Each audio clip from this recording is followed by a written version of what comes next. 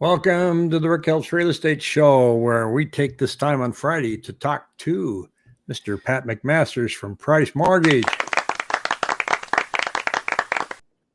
Millions and millions of viewers. Millions of viewers clapping. You can, yeah, you had no idea they would sound that good, do you?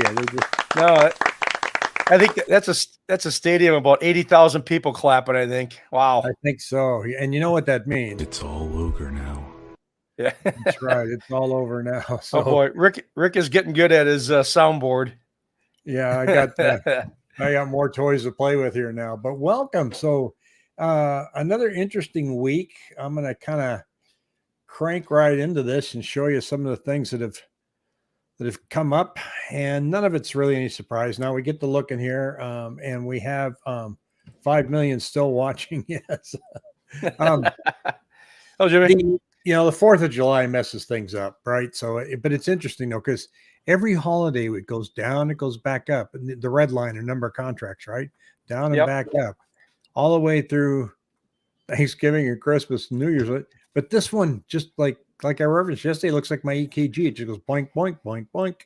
So it's been interesting to see how it shakes out by Wednesday. We gotta roll through that Monday because this is a 7-day moving average. So what you're looking at here is the blue line represents the number of new listings that have come on over the past 7 days, and the red line is the number that have gone under contract. And we have 15,638 listings today, which is pretty high, of which 1,700 of those are new construction.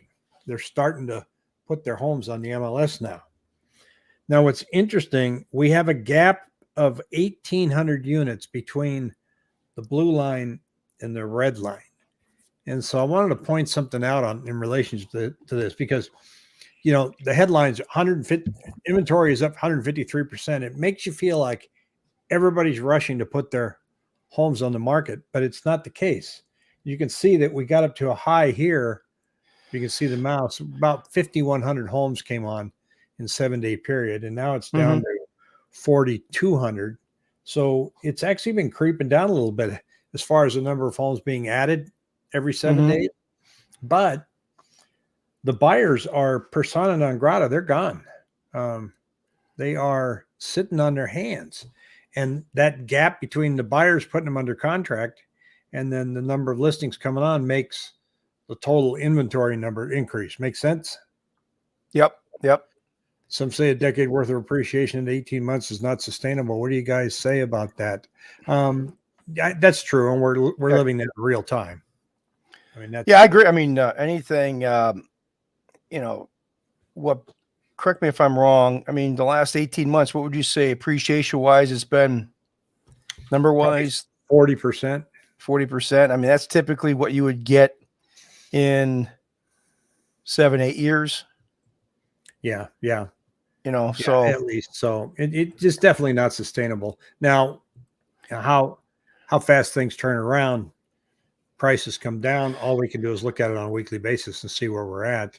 And builders are definitely having to, throw a few carrots out there to try and get people to come back. Cause a lot of people got knocked out of their contract. Yeah. Right.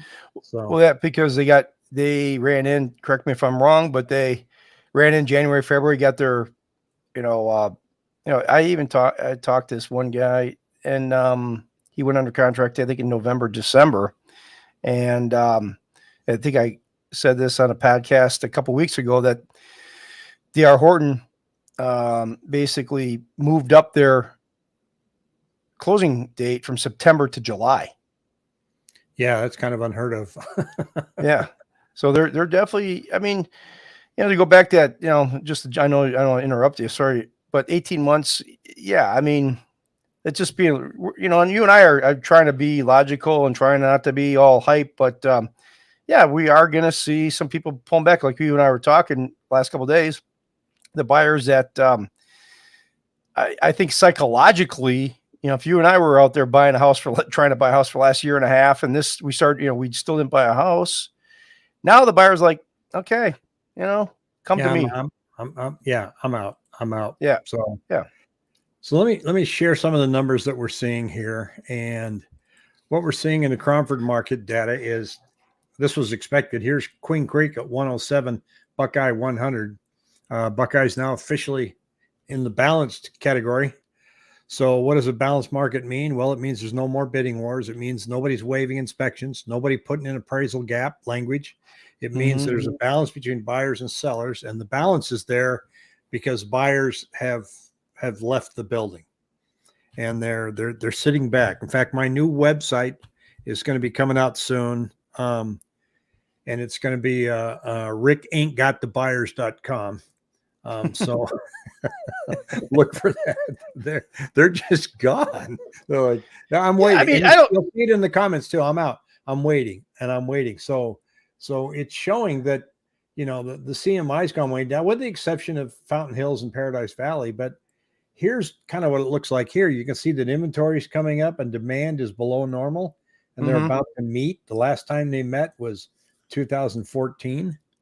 And then demand started going up and inventory started dropping considerably, especially since 2020. So that's the story of the market right there. The little jaws here are about ready to close. And then, of course, this was the big calamity here. But look at the inventory number, though, as an index. That was when we had 55,000 homes on the market instead of the 15,000 that we have now. And here's where the biggest leap is, and we touched on this yesterday. This is what we would call move up buyers. You got your first house, you're going to get your second house. Is big.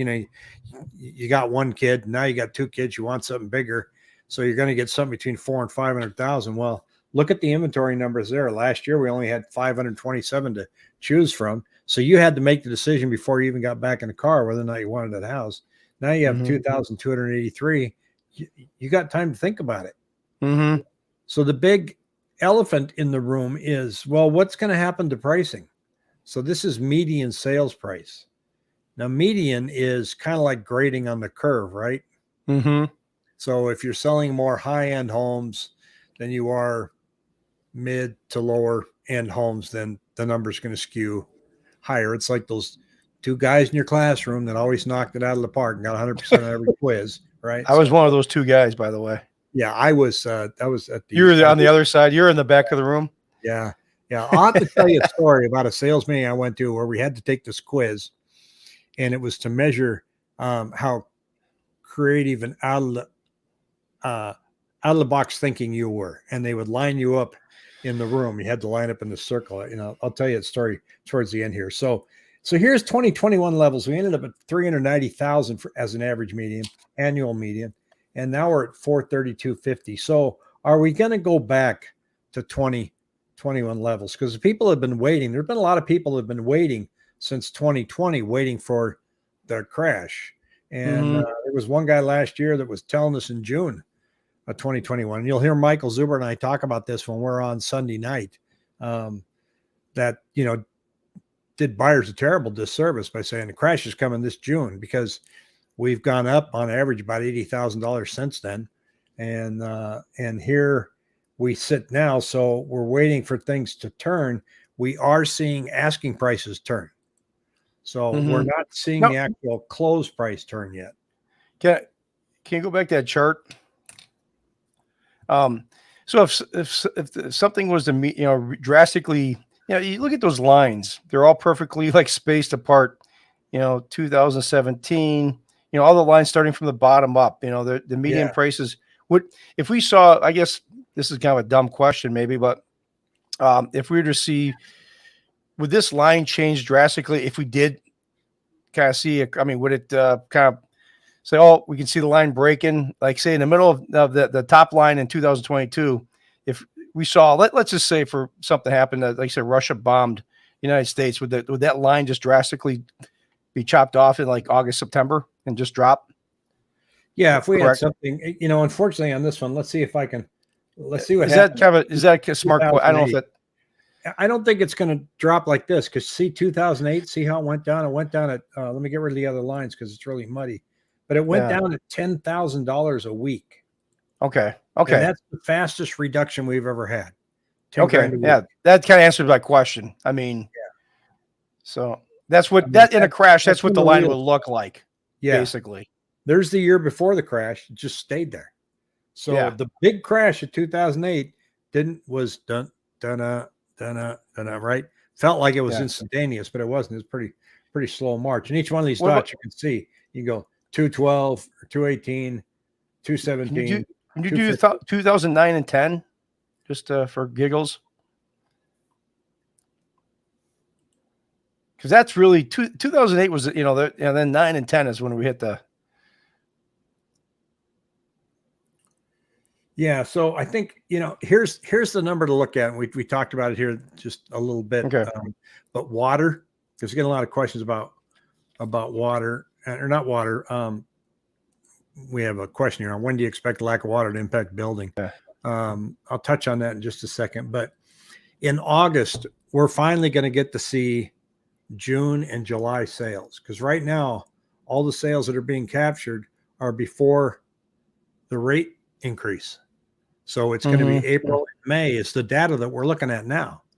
So rates went up the end of May. So what are June and July sales going to look like? So August is when your eyeballs hit that. The news is going to be, this is terrible. Look at this. When June numbers come out, it's going to be on channel 12, the housing market. It's in terrible shape and everything. And so we're going to see this wave of people going, oh my God, I got a list. Buyers are already sitting on their hands. I don't know how they can get any lower. That remains to be seen. And jumping into the water right now. I don't know. Did you see where the governor signed an agreement with Mexico, and he's investing $1 billion for a state-of-the-art desalinization plant? No, I didn't see that. And he actually flew to Israel to look at theirs. So, I don't know anything about desalinization. But that's how Israel gets their water. So he had to negotiate with Mexico to be able to get that. So it's going to be interesting to watch and see what happens there. Bring on the price drops. Hi, guys. We'll do that for you. Price drops now. We're seeing asking price drops happen, although they did slow the past week. I've tracked it on the graph here. So we were hitting the high of like 4,400 right there, and now they're down to 39.66. But again, 4th of July's getting in the way there just a little bit. So so what happened with rates today? Because we had that wonderful jobs report come out, and they exceeded expectations. That was good news, right? Not really. No, it never is. When good news comes out, I mean, I swear to God, I think that's why I got out of being a stockbroker, because my God, that's why I kind of learned the psychology of trading, because anything I thought was going to be good, the stock would go down. And when it was bad, the stock would go up. I'm like, geez, it's just because everything is, it takes you a while to realize that everything is discounted several months ahead of time. But yeah, the market's been a little choppy here. I mean, with the rates, the 10-year is sitting at 3.08. And we saw this chart is basically, and I'll try to flip this around because I keep showing you the price, and price is inverse relationship to rates. Let me just give me 1 second here. We've seen a little drop here recently, the last, 2 weeks or so with rates, where we saw rates in the low 6s. Now they're, 5.3, 5.4. So, but then we saw, obviously the jobs came up, the news came out, and obviously the rates, the 10-year was down 34 bips today. So it wasn't as bad as the other day. This right here, this one with the little triangle, that was not a good day. Like I said, it was down 69 basis points. Once again, I mean, the market's this is going back the last quarter. I mean, go back the last 6 months.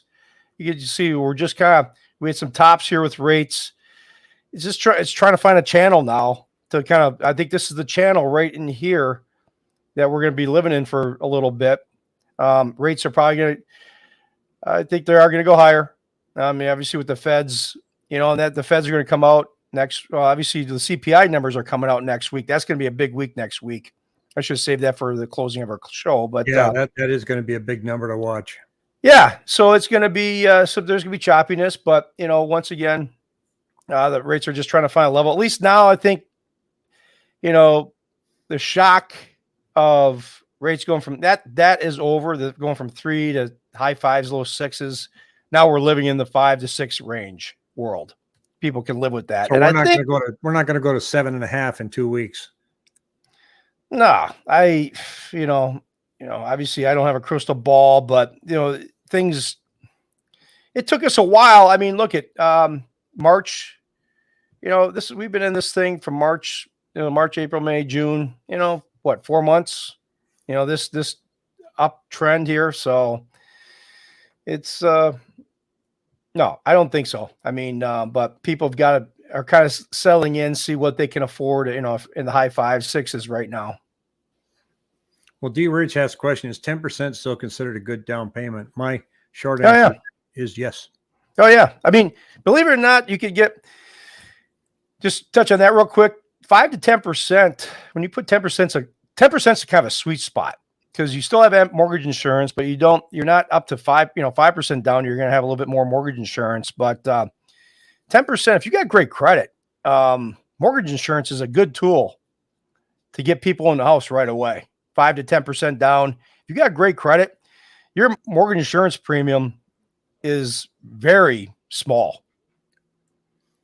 Very small. I know I try to steer, like when I have a listing and they say that they don't think that they're putting enough down, that they don't have enough skin in the game. I try to steer them away from that as fast as I can. I go, look, some people don't want to they want more leverage because they've probably got cash that they want to do other things with. So they're not going to sink it all into the house. This doesn't mean that they're weak at qualifying. So I would ignore that.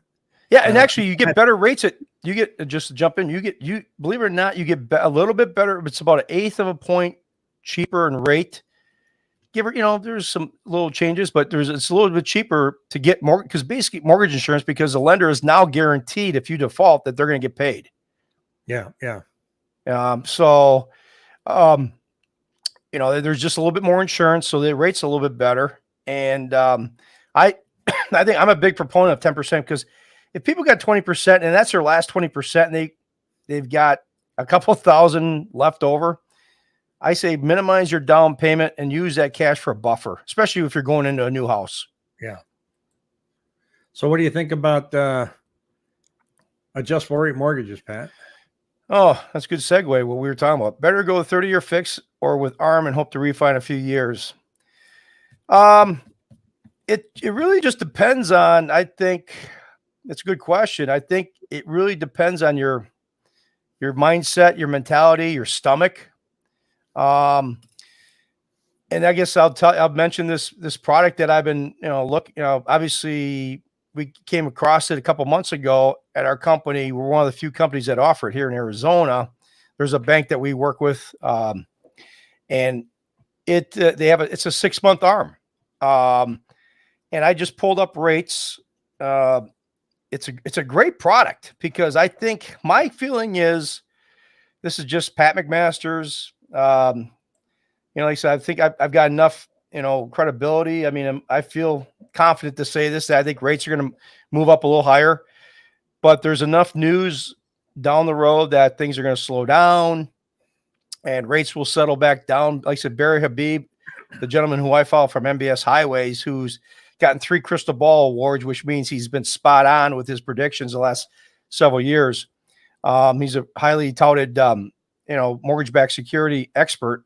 He feels that we're going to see rates, scoot up here a little bit, but by about November, December, beginning of next year, rates are going to settle back down, and middle to end of next year, rates are going to, come back down. He's saying that there's a chance that we see the 10-year bond back to where we saw it before, where it hit its lows. It might be a year or two out, but I've got the 6-month ARM.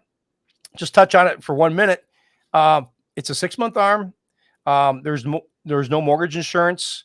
It's a great product. They got primary homes, second homes, investment properties. I just priced out a 10% down, $650,000 purchase, 10% down, $585 loan amount on a primary home. The rate was 3.87, and that's with mortgage. There's no mortgage insurance on that loan. I am priced out an investment property on this loan program, the 6-month ARM, 20% down, 3.625. And the last thing I'm going to tell you is the second home, those second home, remember we talked a couple months ago how the loan level pricing adjustments, they added a 2 to 4.5 point pricing bump, Fannie Mae. This bank does not have that. A second home with 15% down was 3.75. It's a 6-month ARM, and basically it's fixed for 6 months, and then it's a 215, meaning after 6 months it can move up. The max it can move up is 2% above the start rate. It's the secured overnight funds rate, SOFR, which right now is sitting at about 1.26. So after 6 months, you'd add 2.75, 1.26. You're sitting at about 4% right now, which is still lower than where rates are now. So for about a year and a half, you're kind of protected. Even if this rate does adjust, you're still below the average rate. So, I mean, I know it's a long answer to the question, but if you find the right ARM program, there's some right now brokers, there's a lot of banks that don't offer a lot of great 5-7 year ARMs. I mean, I'm one to tell people exactly where they can go. I mean, credit unions, there's some credit unions, private credit unions that have good 5-7 ARMs because they just, loan out their own money. In my world, 5-7 ARMs are just not priced attractive. They're just not competitive. But the 6-month ARM is just a killer program. So, but I think ARMs, if you get the right one, not a bad idea. Yeah, they're certainly not as dangerous now as they were back in 2006, 2007. No. I mean, I think I'll leave it with this. I mean, people say, I'm going to get a 30-year fixed and, I think rates are going to come back down. I'll just refinance then. Well, if you think rates are going to come back down, like on this one 6-month ARM, we were running some numbers. People could save like $20,000 or $30,000 in the next 12 to 18 months in payments. Yeah. So Terry here saying he was in Sprouts today, and they said they're going to miss me. We were looking at an article yesterday. It was talking about Sprouts is going belly up, but there's a company called Sprouts. Yeah, I read the highlight. I thought, oh no! So I never used them because I never liked the name. Well, but we're seeing a lot of consolidation in that industry. Yeah, so, we are. I mean, a lot of lenders are letting. I mean, they're laying off, which is good. I mean, there's going to be a lot of real estate, like we were talking about the other day with Jackie. There's going to be a lot of agents are getting out of the business. I mean, this is what the business, this is what the industry goes through. We go through, ups and downs, markets, and a bunch of people get in the business when it's good, then they start sucking wind when it's bad. And yeah, I mean, I haven't been as busy, but, I've seen this, been there. I've been through the war. So, well, I just read today that Remax is laying off 17% of their staff.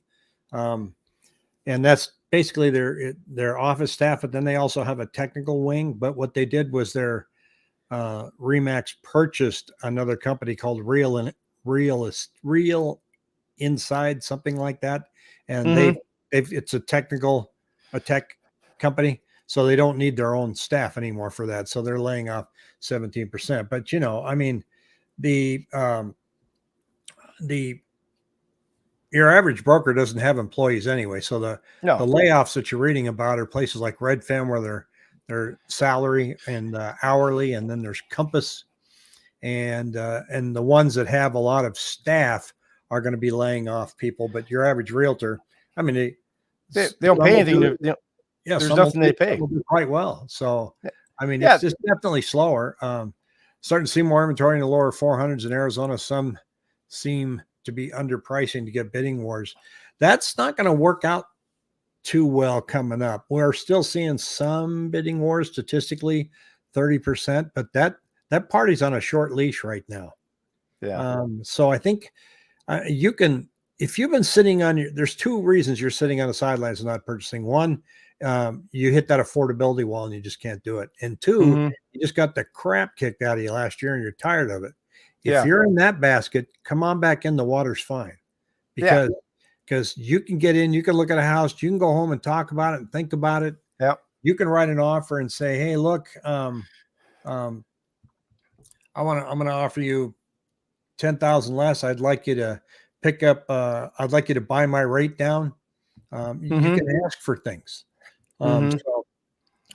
We're over 15,000. We're at 15,638 today, Jimmy. And the interesting, so we ring the bell. Ring the bell. Time to ring the bell. Yeah. 15,000. Well, we don't have a bell, but we have. You gotta get a bell there. Yeah. No, we got this. Yikes! Yikes. Okay, so so we're at, but that's still a really low number.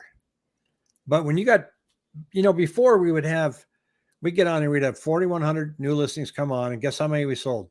4,100. And every That was week boring. It was was boring back about 6, 7, 8 months ago. now we got 4,200 coming on, and we're only selling 2,300. That's why inventory is climbing. So, like I say, for the people that are sitting back that said, I just don't like getting outbid, and you can qualify for something, it's time to go shopping.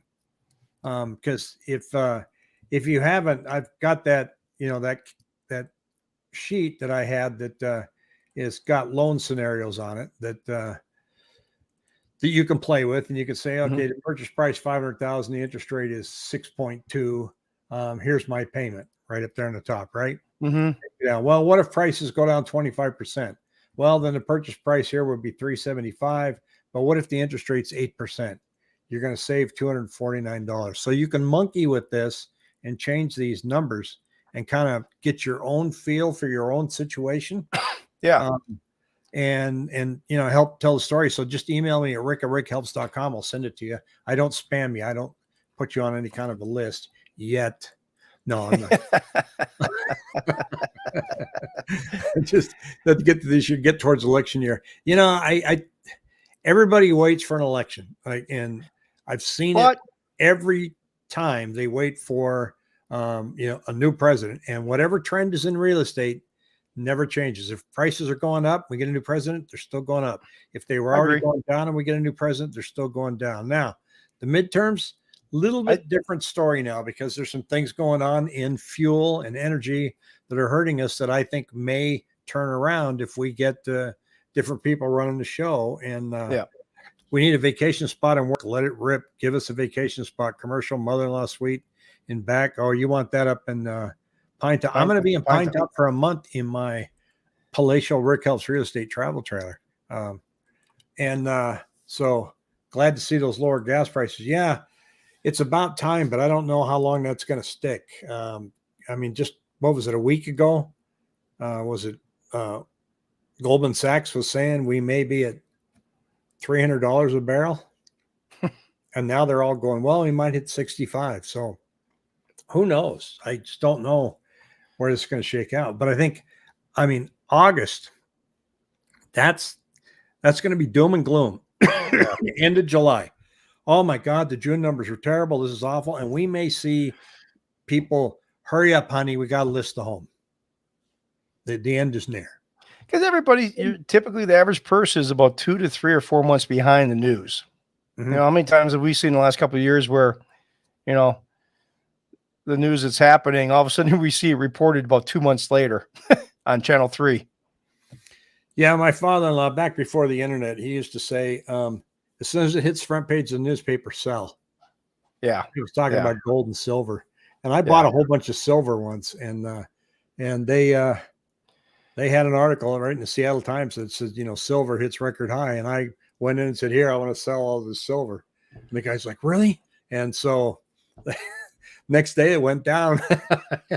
Yep. So that's definitely the case. I think, to go back to what you had said, from my standpoint, I'm just, Mr. Mortgage Broker here. I'm not, selling the homes, but I personally feel like this scenario is, if, like you said, the people have got pushed out the last year and a half, and they got beaten up and they're just tired. I think they just have to get a deep breath. Now this time is going to afford you an opportunity to go look at a house. If you're looking to buy a house, you got to look at the long-term picture and say, hey, like you said, you don't have to rush back to your car and put an offer in within 5 minutes now. Yeah, that was an awful market. Yeah, I used to have to tell people, it sucked. If you got to go home and sleep on it, you might not get to sleep in it. But now you get to go, well, go home and think about it. By the way, there's 4 more in the neighborhood that are pretty close to this one. So let's go look at those 2, the way house hunting should be. It's gotten more into a balanced market. I think this is good. This is, it was just getting tiring, getting pre-quals of people and, talking to people and say, there's 30 other people are looking at the home. You pull up in front of the house and there's a line of cars and they go, and you just know. Yeah, you you know, you just don't stand a chance. So and now you look on the real estate forums and they're like, I'm having an open house. Are you getting any visitors? I don't have anybody. And I'm yeah. like, Well, yes. I liken it to, as I told you, I liken it. It's like deer hunting back in Wisconsin. You got about 2 week. I think there's a 2 week time frame for deer hunting. This time frame now is you're getting into your blind the first Saturday of opening season, and you're not in a rush to shoot the first deer that comes out of the woods. You're like, I got 2 weeks. If you see a small 4-pointer, like, okay, or just a small nub buck, I got 2 weeks. I'm going to sit tight to get that buck. This is not, back 6-8 months ago, it was like you got into your deer stand, 3 hours before deer season shut down and you didn't have a deer yet. So you just shot anything you wanted to get. I used to live way out in Western Washington. I had lived in the house, these three other guys. And one of the guys comes in and says, Craig, you still got your deer tag? He goes, yeah. He goes, I need it. What do you mean you need my deer tag? Well, I shot a deer. Why'd you shoot a deer? You already got one. You're out hunting. He goes, well, I was driving down the road coming back from the job site and it was just standing in the middle of the road. And I got out and I said, shoo, shoo. And he goes, and he looked at me and I made more noise. I had to shoot him. He was too stupid. Thank God a warden wasn't around. Yeah. Shooting from the road. Shoo. Yeah. That's what we're trying to do with home prices. Shoo. Yeah. Shoo. We can get out of the way. Shoo. So Yeah. I think, this month, everything's still going to continue to go up, down. We're based on the numbers. We had a whole bunch of expirations where people tried to sell their homes and they let them expire. It's like, okay, well, I'm done. A lot of people have put their homes on the market to test the price, and then they just said, I'm out. I'm just gonna, sit it out. So, but then there's a bunch of people that have to sell their home, and they're going to have to get very realistic on their real estate prices. And for the realtors that are out there, let's see, funny story about the house I'm putting a bid for. The seller apparently doesn't know the age of his AC, roof, or water heater. How is that possible? It's not. Well, it probably is, but I don't know. You should know that if you're going to sell it. Keep up the good work. Thanks. What about me? Yeah, are you on there? You always get the accolades. Yeah. No, Pat, they're not saying anything about you. Trying to help I know. look That's for all a right. house. Your info helps. Oh, it's there. I can see it. It's in there barely. He typed it in white. Yeah, Pat's good too. So, hey, real quickly, I just want to touch on, go back to my concept. I think I know jumping around. Thank you, Mr. Adams. This is one key point that I said this last 6 months. One of the biggest sticking points with the supply is that we've got 29 million homes that have got a mortgage that are 3.5% or less in their rate. And if you bump it up to 4% or less, 4% or less, there's 38 million homes. So that's, I think, a big, there's the supply. I think we're dealing with a lot less supply, right? Well, and that's what I'm asking too. Is there a listing ceiling? Yeah. Because I mean, are we really going to get up to 55,000 listings? Because there's people out there that they're not going to let go of that low rate. So I don't think we're ever going to get that high again. Yeah. I mean, I think that's a big, I just look at that number, like I said, 38 million people at 4% or lower in interest rate. And if you're at 2.5 or 2 3/4, you're just Adams, Pat. It's Miss Adams. I'm sorry. Yeah. Oh, well, I'm sorry. I assumed way too much. Sorry about that. So if I have really good income, my credit isn't the best, and I have 10% down, can I still jump in, or would the likelihood of approval not be worth the hit on my credit? D. Rich, I'm going to give Pat a call so he can go over your numbers with you. Yeah, I mean, to answer his question real quickly feel free to give me a call. I'd be more than happy to at least discuss it with you. I mean, believe it or not, what I've seen a lot of people, sometimes they undermine their own credit. They might have had a collection account back 7 years, 8 years ago, something of that nature. And they're, but their credit still, or maybe they thought they paid 30 days late, but they haven't had their their credit checked. And like, yeah, I don't know. My credit's probably not that good. And I check it 750 or 760, 780. It's the one that I get the call like, oh yeah, my credit should be fine. And all of a sudden I see, 15 collection accounts and BK and, a lot of people undermine their own credit. but you get a 10% down. I mean, if it's, you got to be 620 for FHA, 640, 660 or higher for conventional. So you got an electrician in Wickenburg and Pine Top. All right. So good. That's good to know. Awesome. Yeah, so that's good to that out there. So tell him to come look me up in Pine Top. I'll let you know where I'm going to be. So yeah, your credit will recover in a month or two. You'll be getting a house. So yeah, I mean, it's just don't ignore it. I mean, you may be closer than you think, or you may be, you may have a long road ahead of you. A lot of people try to do, just real quickly. I work with a couple of credit repair companies that are really solid. It took me several years to find a good company, because a lot of these companies are law firms that basically just work on credit, and they charge you $100 a month. And I've got bad words to say about them, but I got a credit repair company that, for $80 per person, they go in. If it takes them 5 to 6 months, it typically takes 4 to 5, 6 months to repair credit. If you've got collections, the stuff that they can take care of is old collections, old stuff that's on your credit they can clean off. But, if you've got a 30-day or 60-day late that's recent, there's not much they can do. But it does pay to get into a credit repair company, because they professionally do it and they work on it. So, yeah, ignoring it will kill you.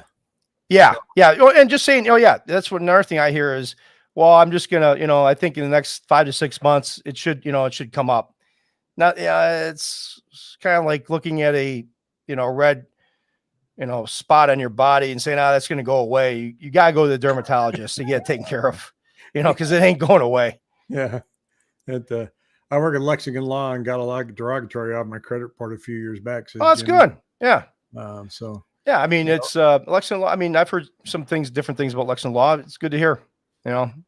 Well, yeah. Well, look, I'm going to say, I want everybody to make sure you tune in on Sunday when I talked with Michael Zuber from One Rental at a Time. We recorded it yesterday morning. I'm going to put it up Thursday night about 6 or 7. So tune in and watch it. It won't be live, so you can watch it over and over again. But it was a great conversation. Those of you that follow Michael, he's pretty good, and I like how he looks at the business. He doesn't pretend to know what's going on in other cities, so he interviews people from other cities. So, like he said, I don't know what's going on in Phoenix, so I get a hold of an agent in Phoenix that knows what they're talking about, and I find out from them. So he gave us a pretty good show.